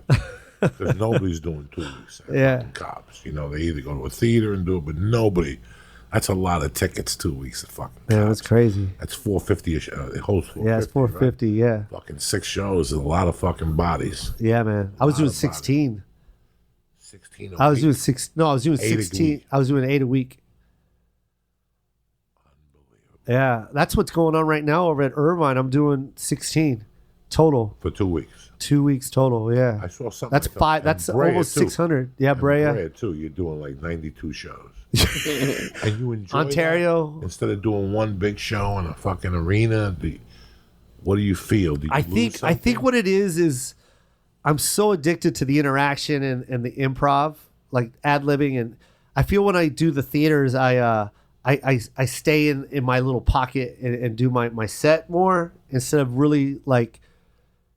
You know what I mean? Like being loose, I guess. And when I'm at the improvs, I really just like, I don't know what it is, man. It's just, I'm not trying to do a routine, man. I'm literally just having fun. You know? I'm just. Now, during the week, you don't go out to clubs. No. Why not? I think I'm exhausted. You know, okay. I'm exhausted. And they ask me. You do everything you do on the road. Yeah. If you're not on the road, you don't do it. Yeah. But I mean, you got to remember, I'm doing 60, like Ontario. I did Ontario. It was 16 shows, man. Now, after you get off stage on Sunday, don't you feel rusty on Wednesday? No, I'm ready to go. I'm in a situation right now, 56 years old. Yeah. I got a 6-year-old. Yeah. I got a wife. I enjoy doing this podcast. Yeah. In my heart, I wish I could go out 3 weeks a month, but I can't do it. It just wears me out. Like, Yeah. it's too much. 2 weeks is good enough for me. 2 full weeks, 2 theaters, whatever the fuck. Yeah. Look at last week. I got canceled Saturday. Atlanta shut down. Couldn't get in and out of fucking Atlanta. What happened? I got stuck in New Orleans. Oh. I finally got the 7:22 flight. Don't get you into Atlanta and it stayed in a half hour on the runway in New Orleans and another 45 minutes in Atlanta. And then I get to Atlanta and they lost my luggage. Oh. So we had to cancel the Tabernacle. And it broke my, it just breaks my fucking heart. You know, like that. You have to cancel. People drove 5 hours. Yeah. They did all this. And that's why I don't like theaters. Yeah. I like going somewhere Thursday through Friday, Saturday. Yeah. I like starting a joke on Friday and seeing where it ends up on Saturday. Yeah, man. But the agents talk you out of the theaters, out of the clubs, and they say you can make more money on a single night. And for a guy like me, it makes sense because of my daughter. Yeah. I get to spend more time at home. I get to go to her things at 3 o'clock. Yeah. I get to do those things. Yeah. So I'm in a fucking pickle right now. Yeah. I'm in a life pickle. You follow me? Yeah, 100%. The podcast is the catalyst. Yeah. This keeps everybody in fucking business. This is what's feeding This is everybody. the word. So this needs to be done. Yeah. I cannot do it with a gun to my head. You can't go, well, the flight leaves at 4. I got to come with you at 1. I got to rush you, not even let you relax, and then do a podcast and do the podcast knowing I got to get on a fucking plane. Yeah. I can't do that no more. Yeah. I used to do that. Shoot a movie and then run to the Comedy Store, and guess what? You fucked up both of them. Yeah. Because the whole time you're shooting a movie, you're thinking about your stupid set, and you did 90 on La Cienega, so now you think the cops are chasing you when you get on fucking stage. You're like, when are they going to get to the... You're not focused. Yeah. You're not, so for me, number 2, I don't think my act is where it should be. I got to be honest with you. Yeah. That's where the improv comes in, though. If you're not honest with yourself, Yeah. I don't think my act is where I could charge you that amount of money for those tickets. Yeah, you wouldn't feel right on the theater. I wouldn't feel right. Yeah. I won't feel fucking right. So right now I'm in a situation where this year was just to go to a couple theaters, see how it works for me. This cancellation in Atlanta did not go well with me. You know why? Because I'm a first flight out in the morning guy. Yeah. That first flight is never delayed. Yeah. But I can't fly into Atlanta at 9 in the morning because they won't let you check into your hotel. So you Yeah. gotta sit in the lobby with your dick in your fucking hand all Yeah. day. Go to a museum. I ain't got time to go to a fucking museum. No. So this is the dilemma I'm in this year. So I got to make a decision for next year. I love going to the Tampa Improv. Yeah. I love going to I don't fucking improvs. Have so many great Dude. weekends. You that- just made my eyes twitch when you said Tampa. I love Kansas City. Oof. I love, you go to these. Man, how clubs. about the Omaha Funny Bone? Oh my God, that lady is fucking the Colleen? goods. Colleen, Oh. you go to these places, they're your home, but then somebody comes to you and says, "What if I could knock 5,000 off that? You get less money, but it's only one night." And you're like, I could live with that. Yeah. I'd rather fly in Thursday, get a good steak, Yeah. and then do Friday more. You get up Friday. If you got radio, you do it. If you sold out, you still do it. Yep. Those people were there for you when you weren't Woo. selling tickets. Yes, Those Joey. people were there for you when you Fuck. weren't selling tickets. So the weekend sold out, go down there. It's going to take you 2 hours to go down there and talk. You smoke on the way back. You stop at CVS and get some powder for your nuts. Yeah, yeah. You always forget that at home. Don't do talcum. No, don't Yeah, do yeah, talcum. don't do 'cause talcum. My ovaries get all fucked up, and I got to find somebody to sue. You know what I'm saying? You ever see that commercial? Are your ovaries fucked? Yes. And you're like, I use talcum powder for 30 Oh, I fucking did years. too. My nuts should be radioactive. I didn't buy powder unless it said talcum. talcum. My dad said talcum. And I can't see women. Talcum powder was the shit. Yep. When I was growing up in the 80s, a woman who didn't put talcum powder on their monkey, she was slipping, Jack. Yep. It kept it like a turkey. It kept it dry on the outside, Yep. but nice and juicy on the inside. Yeah, Tell me, bah! There you go. Bah! You got to pay attention, cocksucker. But now women are dying. Think about the turkey comment. Yeah, now women are dying. Right or wrong, when you take saran wrap on Thanksgiving, you put it outside the turkey, Right. keeps the turkey fucking No. It makes sense. I just never thought of a monkey like a Well, turkey. you gotta whatever. You gotta look at things from a different perspective from time to time. What made you shoot this masterpiece that's coming out today? in Hawaii, fucking Hawaii. I know. Has anybody ever shot a special in Hawaii? I don't know. Who? I don't think so. I think Elvis was the last one to shoot a special. in Hawaii. Holy shit! Angela Johnson. Oh, Angela Johnson. Yeah, she shot hers. Gabriel a few years ago. Yeah. Oh, that's right, Gabriel. Yeah, No shit. yeah. How big was that arena? This one I sold 4 arenas out. Yeah. How many tickets per arena? Man, I think we sold close to 24,000 tickets. It was Jesus crazy, Christ. man. It was crazy. I didn't know there were 24,000 people on Hawaii. That's what they said. They're like, brother, we didn't even know, bro. Joe Malash said they gave you like a Hawaiian day. They gave me my own They day. got rid of fucking Kempo. They said, fuck Kempo Day. Kempo ain't doing dick. Yeah. This motherfucker brought people from all over the South Pacific. Yeah. There's fishermen, Samoans are showing up.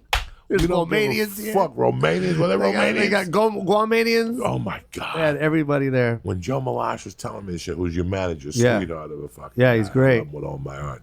He was like, Joey, you just wouldn't fucking believe it. It's crazy. They came from all fucking over. How do you feel now? I wanted to cry that night. That night was You overwhelming. ever get on a plane on Sunday and say to yourself, what the fuck? just I happened? do. Every Sunday. I get on the plane, I put my earphones on, and I go, what the fuck? What the fuck? And it's hard to even explain it to anybody, right, Joey? You ever have a meeting with like the people, your team, your team, your agency, your managers, your publicists, and then you just sit there while you're eating, you're like, oh shit, I pay all these people. You know?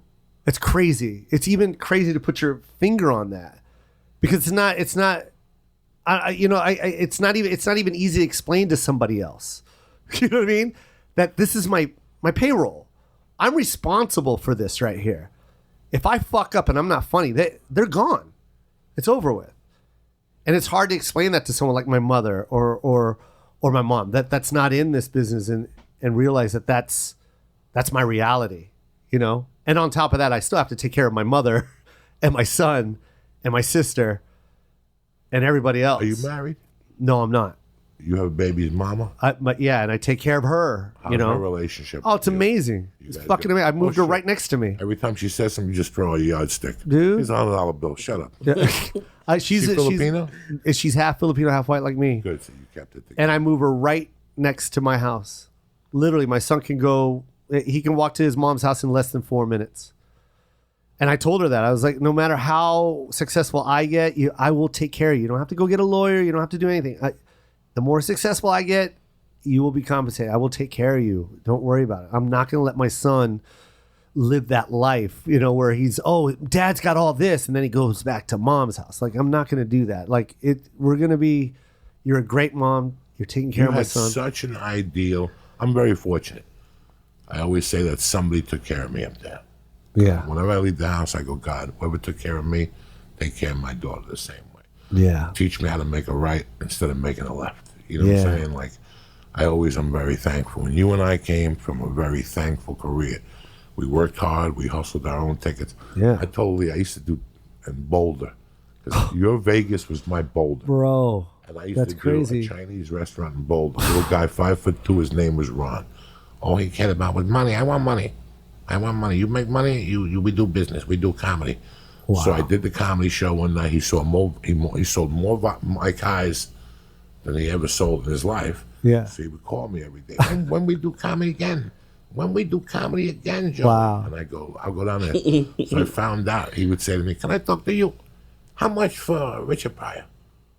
That's a lot of money. You got to give me like, This is a real conversation. oh yeah. He would go, how much for Bill Cosby? And I would go, 10,000. Give me 500 now. Let me call his manager. Let me go get 500.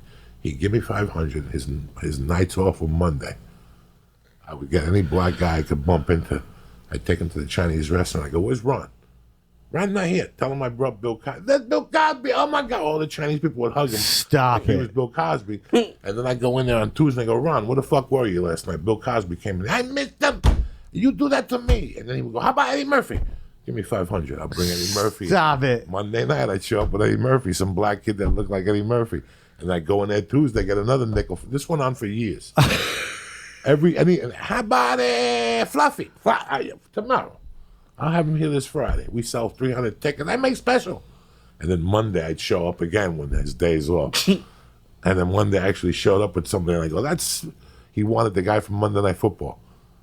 Rich, the guy that fucked up Monday Night Football. What? His brother owns the Cap City. Really nice. Rich Miller.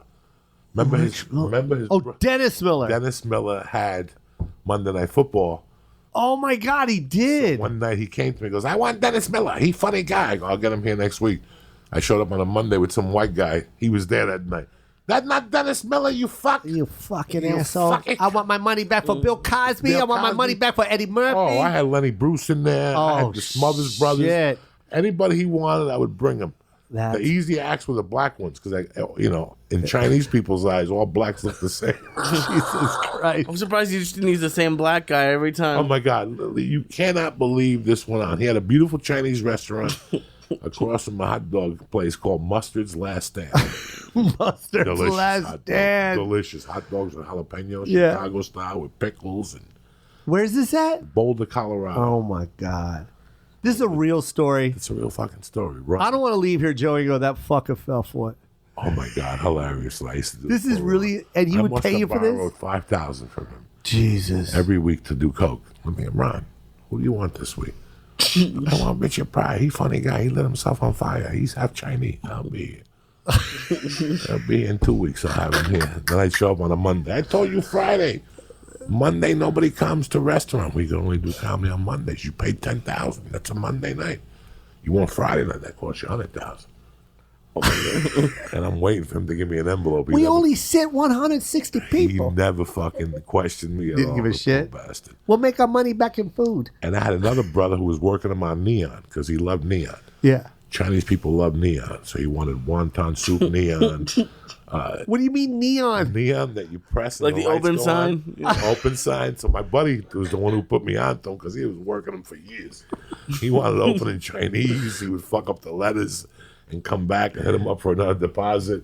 It was crazy. We were mugging Ron on a daily, Oh, my on a God. weekly fucking basis. No wonder he needed so much money. Yeah. Oh, please. We used to, and he did Dumpling great. soup and the. Well, he did great fucking business there. Everything was in neon. Dumpling soup. He wanted everything in neon. He was so fucking crazy. Open now, happy hour, buffet bar. He wanted everything. Like he wanted a light over his bar. It was called like, I don't know, Confucius something. He really did. There's nothing there now. He's gone. I have not been there in 15 years to see what's. I've been to Boulder, but not on that side. It's towards the college. It's right up the bottom from the university. So I think it's Arapahoe, Whole Foods. It was like a little. He has like a new restaurant with like a wall of fame of just black people. But it's like he says, oh, that's Bill Cosby. That's Richard Pryor. I am, like I was saying, you have the perfect career. Like the way you came up, you did your apprenticeship in Vegas. You rented out your own fucking rooms. You sold tickets. Then you came to LA. You went to the Laugh Factory. Correct? Yeah, You were man. a Laugh Factory guy. I used to hand out cards out front all day. the Laugh Every set. Factory? Oh, man. I would hand out cards left and right. You know what's crazy, Joey? Is I was doing a show, and the girl's name is Mindy. She DMs me all the time. But she came to a show, and she's one of those people that kept my card that I handed out outside of the Laugh Factory, along with like a DVD that I made that I burnt myself in my room, in my living room. And she still had that copy. And I was like, what the fuck? You still held on to that? So so it's cool to actually see that it's still, to this day, it's still making its mark for me. That my hustle, my drive, you know what I mean? I was handing that shit out. You served an apprenticeship with Carlos. You opened for a couple people. Bro, that was crazy. That was crazy. Yeah. Those were big crowds. Yeah. You learned a lot. A lot. But you were ready. You were at the 10-year mark. You could handle those theater Yeah. crowds and those audiences. And how was that? It was like the same apprenticeship I had under Joe Rogan. Yeah. It Same was type crazy. of apprenticeship, you know. 8 shows, sold out, Fear Factor, people everywhere. And you're like the fucking feature act Yeah. with your eyes wide open. And they're just, and he's handing it to you. That's the beautiful thing that Joe did for you. Like, here, you know, and that's something you got to learn how to accept, like, you know, appreciate that he's handing that to you and you take advantage of it. You're not taking advantage of it, but he's giving you an opportunity to shine and you shine, right? Like The this is first his. 3 weeks, you're like, what? You don't even know what's going on. Yeah. Then you go, I understand what I have to do now. Yeah. You understand your job. You know, yeah. I find myself, what I do on the road 60% of the times is what I learned with Joe that I wouldn't do when I was with him. Like when he would call me and say, let's go to the gym. I'd tell him, go to the gym by yourself. Yeah. I'm on vacation. I'm going to go to the gym and work out. What, are you retarded? Meanwhile, I'm 400 pounds smoking cigarettes in a fucking room. That's crazy. And he's down there lifting weights. And you're like, why would he lift weights on the road? Who does this? That's nuts. Who works out on the road? You go on the road to fucking go to orgies and fucking eat Chinese food. That's what I did. And then you like, oh, shit. Now you understand. Yourself. Yeah.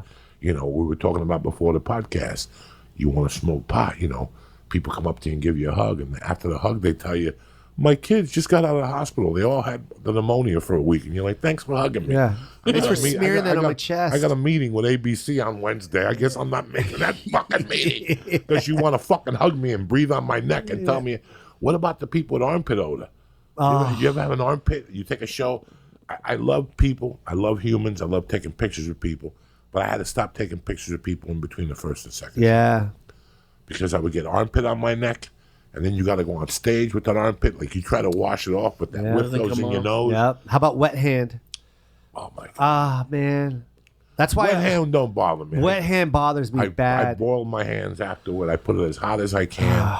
And I leave my hands under there. I put the germ stuff like 2 minutes on afterwards. Yeah. I just boil my fucking hands in between the crevices because that's where those flu germs develop. What about your kid when he was 4 or 5 and you take every time I shake my daughter's hands, my whole central nervous system collapses. Just collapses. Because I know she's got every form of fucking influenza on her fucking hand. Everything. Every time today she went to that park and came in and tried to hug me. I saw you on that monkey bar. Yeah. That's got more fucking germs on it than the men's fucking latrine at Port Authority. Go watch it. You filthy little fuck. I smell my daughter's hair at the school. It's like, well, you've been lighting fires. Did you hear what happened on Lancashire? No. What happened? Tokyo Downs. He tried to arson it. Why do Japanese people try to commit arson? This is the 3rd Japanese person in the last 5 years that tried to burn down. Me and Ralphie walked into a restaurant once. We used to go every day. Helen was her name. Hot. Yeah. She had to be 50, banging. Yeah. She would come over to the table and talk to us. It was all you could eat sushi. I'd bring Ralphie in there, and they would all fucking hold their heads and shit. We would like we're $22 all you could eat for lunch. We would kill them. Yeah. Kill them just on the albacore. Just on the albacore. Yeah. Kill them. The one on Lancashire over here, across from the Ha-Ha. Right. It's fucking mediocre sushi, but they have mussels with cheese on them. Because of me, they only give you 4 of them. Yeah. I would go in there and say, fuck this. Like, you want spider roll? Fuck you. No. That fills you up. Spider roll fills you up. I want 8 fucking mussels. And they got sick of bringing me mussels. They stopped. But anyway, make a long story short. But they lit that place on fire? Fucking Tokyo Dow's. He got beat up by the guy that owns Joe's Coffee. My Muay Thai teacher showed me the video today on the news. I didn't see that. Because the guy didn't pay rent for 9 or 10 months. And then they kept telling him, like, he kept fucking with the landlord and shit. The smoothie place went down. What? Remember the smoothie place I told you I just went to? That the fucking acai and the sugar? Done. Tokyo Dell's. Done. Joe's Cafe, where Bill Burr used to do comedy. The guy, Fast Times at Ridgemont High. The guy that's Damone. Yeah. Owned it first. And he's friends with Bill, so Bill would do comedy there. Done. Burnt. Holy shit. What? They closed Lancashire yesterday. Where the fuck were you? Here. That's what your job is. I live near Lancashire. Yeah, Lancashire was shut yesterday. What? I did not know this till this morning. Oh, I got to see this. Who the fuck burns something down? At a sushi place. You got no excuse. You got nowhere to go. I had a fire. Can I go with you? Isn't this a sushi place? What fire are you talking about? When did you light a fucking match? Unbelievable. This is sushi. Yeah. He burnt it down. He tried to arson it. Oh, my It's on the news. There's videos and everything of them chasing the owner and pushed him. It's like the guy that shot David fucking Ortiz. He's still in critical condition. They broke his legs. Oh, they got him? The guy that shot David Ortiz with the accomplice on the World News Tonight. They said when we got to the accomplice, he couldn't say much. Those Dominicans beat the shit out of him. Beat the shit out of him. Joe Coy, it has been a pleasure. Oh, man. You always have family here. It's called Coming Out Hot. Yeah. Coming out motherfucking hot. Yeah, man. In Hawaii, not since fucking Elvis. Elvis. You know, when you said Elvis, you have to look that up. Do you remember that? I used to watch Elvis that Live. left and right. Elvis That special Live was in so Hawaii good. was the most viewed pay-per-view till 10 years ago. Something broke the record. I just saw it maybe 2 months ago on TV that they said, when it was the HBO documentary on Elvis, part 1 and part 2. Oh, I got to watch this. When they said, When he came back, when they realized he was done, they said one last thing. Then he did a live remote from Hawaii that was pay-per-view. Yeah, man. And it was the biggest. Yo. They showed Hawaii, and they showed like wires where countries. It was fucking amazing. Everybody got that pay-per-view. Yo, I love that. That was one of my favorite things to watch when I was a kid. My mom loved that special. I loved Elvis. Woo. And I loved Elvis's movie, which they don't play no more. Which one? They don't play him. They don't. When I was growing up, you always had Elvis. Always had it on. Twice a week. Elvis week. And Gidget goes to Hawaii. Yep. Gidget gets her ass eaten. Yeah. There's always a Gidget movie. Gidget gets fucked in the ass. Gidget and fucking whatever were huge. Yeah. And now they don't show you Elvis week. They don't. Anymore. It pisses the fucking. It just does something to my heart. You are one of the hardest working guys. Thank you. To come in this office. All the success you have is due to you. You're sincere. You're a good friend. You help a lot of people. And you make those fucking. It's you and Pacquiao, baby. Thank you. It's you and Pacquiao. I love that. And now that Pacquiao's on the way out, it's you. I'll take Whenever it, I go man. to whenever I go to Mercy's godparents, they have like 5 different things every year. Well, they just put the mother in for dementia, but they're from, I forget where she's from. They own the Blockbuster. Yeah. And they own a Blockbuster? They owned my Mercy's godmother's parents came to this country from the Philippines. He was a janitor. She was like an office worker. They worked hard, and they bought a fucking franchise. When Blockbuster, the whole family kicked in. Yeah. Everybody threw in 20. Yeah. And they all chipped in on a Blockbuster, and that's how they got their money. They sold Blockbuster, and then once they sold it, they got their money. They're very interesting people. They love that little girl. Yeah. But one time I went over there, and my wife, they're like, Joey's a comic. Everybody in that room, Joe Coy. Oh, Joe Coy, Joe Coy. We love Joe Coy. And this is when I asked fucking Joe Coy. And they're like, oh, forget about it. Filipinos go down there like Pacquiao sang fucking karaoke. Right? Remember when Pacquiao sang karaoke? Oh, yeah. He sold more tickets than Louis C.K. Yeah. That motherfucker, there was a line from here to fucking Omaha, Nebraska to see him sing karaoke. Yeah. Is that real? That's real. That's real. Don't go see him play basketball. Bro, he would fight and do a party afterward. The tickets tell him. You're 100% right. And he had, and you remember he had the tape over his right eye. Tape over his eye. Have you thought about doing a tour with Pacquiao? Just taking over? And carry that motherfucker. Like he goes out and shadow boxes. Yeah. For like an hour. Yeah. What's his wife? Every time I hit my punchline, he just throws like a combo. Yeah, like his wife is the original Beyonce. Who? His wife. What's her name? Like every Filipino knows his wife. See, Pacquiao's wife has a name. Is it? Mindy, Wendy. What is her name? Yeah, every Filipino knows her name. They got a picture. Oh my God! You go to a Cuban's house, they got a picture of John F. Kennedy with a bullet hole in it. Yeah. Jinky? Binky. Jinky. Yeah, Jinky, Every man. Filipino woman wants to be like Jinky. I want to be Jinky. Did you just call her Binky? I don't know. It's Jinky, Jinke. No, Joey goes I call it Binky. Binky, Jinky. I don't know. She has a nickname now. She has no nickname. Oh my God! Her name is Jinky, but most Filipinos call it Binky. Yeah. Jinky, you fuck. It's Jinky. It's Jinky. What the fuck? All right, let it go. But you're the pride of the Filipino Man. people, and you're a sweetheart of a guy, and I wish you nothing but success.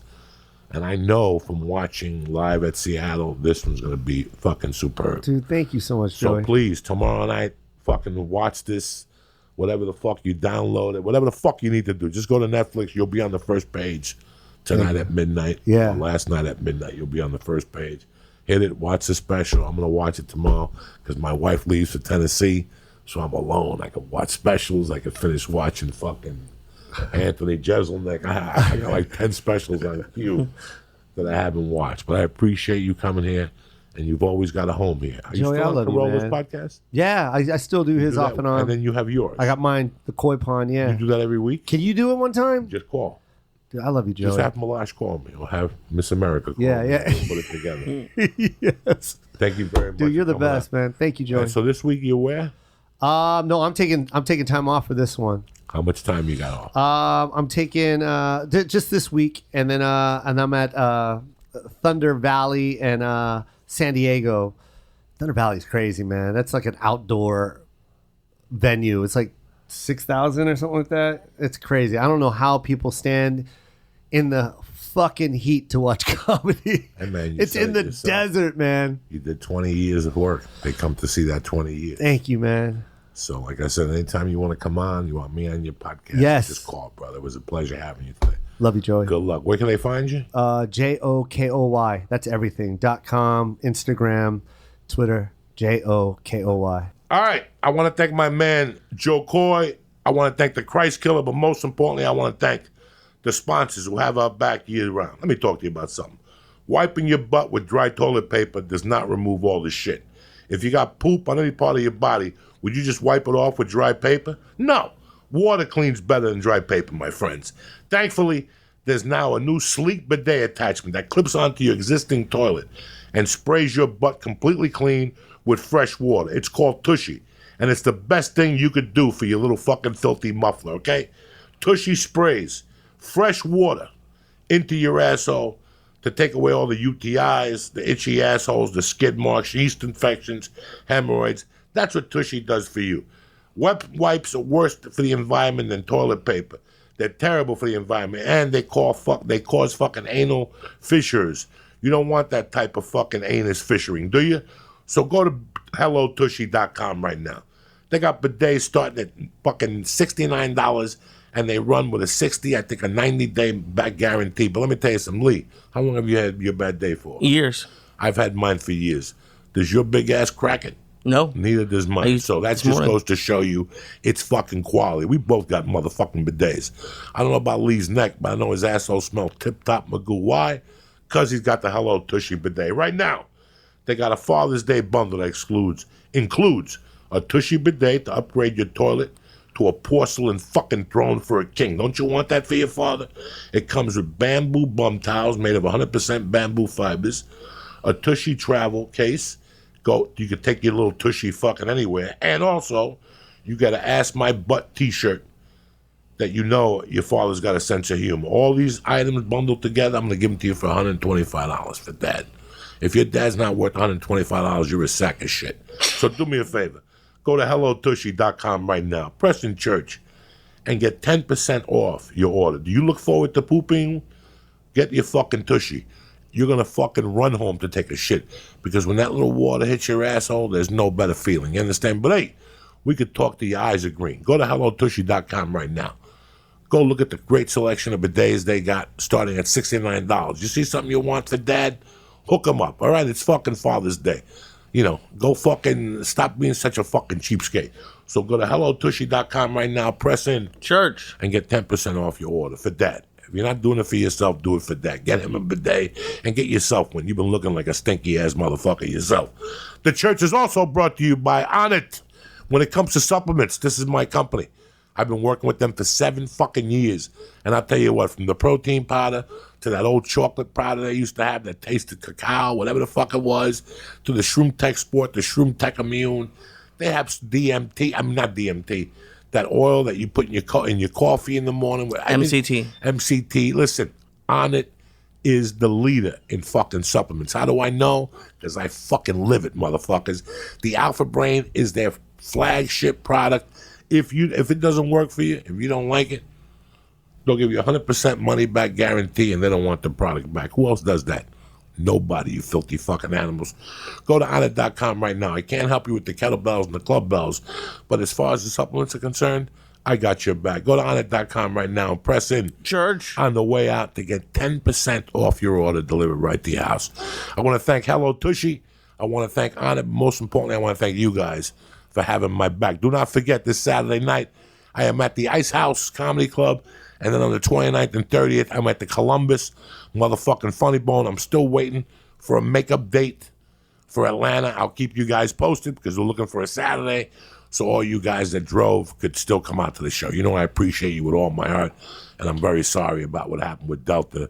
Delta made good. Everybody's happy. You can't control the weather. Stay black, you bad motherfuckers. I'll be at the Ice House Saturday night and the Columbus Phony Bone on the 29th and 30th. Get your motherfucking tickets. That's it. I want to thank Joe Koy. I want to thank the Christ Killer. And I want to thank you motherfuckers for being loyal and for giving us a shot, for listening every week. Stay black. Have a great week. We'll see you Monday morning. Tip-top motherfucking Magoo. Kick this fucking mule, Lee.